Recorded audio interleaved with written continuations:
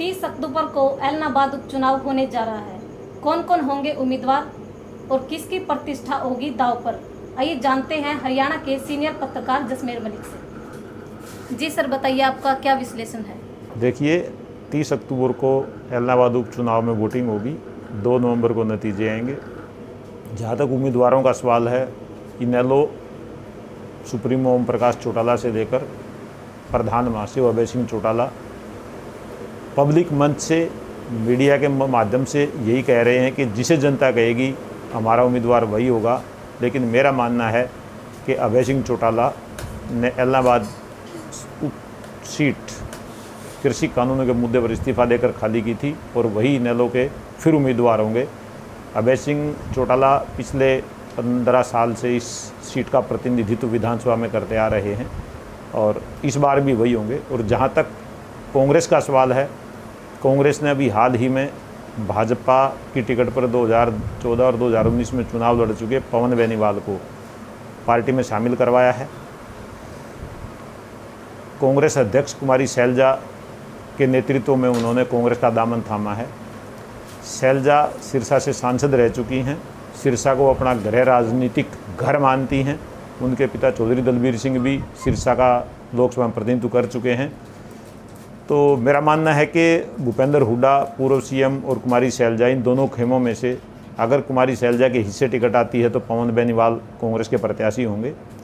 भूपेंद्र सिंह हुड्डा को अगर उम्मीदवार उनकी पसंद का चुनाव में उतारा जाता है तो भूपेंद्र सिंह हुड्डा के पास वहाँ कई विकल्प हैं जिनको तराशने के लिए भूपेंद्र सिंह हुड्डा भी अपने समर्थकों की जल्द मीटिंग बुलाने जा रहे हैं।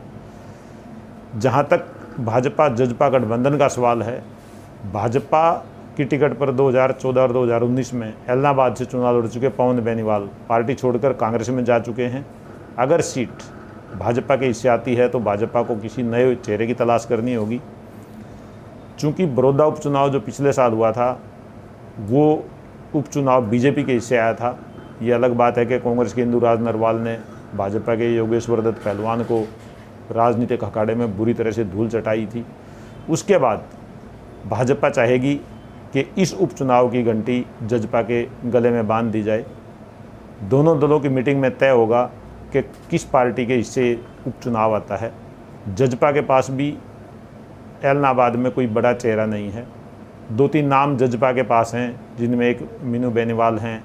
दिग्विजय चौटाला का नाम भी कुछ लोग राजनीतिक क्षेत्रों में उछाल रहे हैं कि दिग्विजय उम्मीदवार होते हैं, लेकिन मैं मानता हूँ कि दिग्विजय पर जजपा और उसके संस्थापक डॉक्टर अजय सिंह चौटाला और deputy CM doctor Ajay Chautala और डिप्टी सीएम दुष्यंत चौटाला दांव नहीं लगाएंगे, क्योंकि उनको उतारना बहुत बड़ा राजनीतिक जोखिम लेना होगा। और कम से कम जिस तरह से कृषि कानूनों के मुद्दे पर देश प्रदेश में माहौल है और ऐलनाबाद सीट पर जिस तरह से अभय सिंह चौटाला ने की पकड़ है, तो मैं नहीं मानता कि वहाँ पर जजपा किसी बड़े चेहरे को मैदान में उतारेगी। ये मोटा सा जो चुनावी विश्लेषण वो है।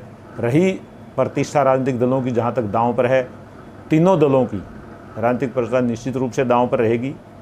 चूँकि सरकार की उपचुनाव में जीत स्वाभाविक मानी जाती है और उपचुनाव को हमेशा सरकार की कार्यप्रणाली पर, सरकार के जो कार्यकाल है उस पर एक जनता का फैसला माना जाता है, रेफरेंडम माना जाता है।